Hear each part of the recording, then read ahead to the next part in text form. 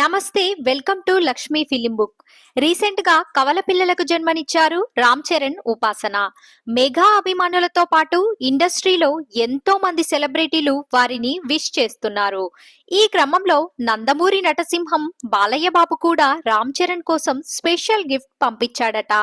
రామ్ చరణ్ కి కవలలు పుట్టిన సందర్భంగా బాలయ్య శుభాకాంక్షలు తెలియజేస్తూ రామ్ చరణ్ కి ప్రత్యేకమైన ఫ్లవర్ బొకేతో పాటు వెంకటేశ్వర స్వామి పటాన్ని కూడా బహుమతిగా పంపినట్లు ఇండస్ట్రీ వర్గాలలో బలంగా వినిపిస్తున్న వార్త.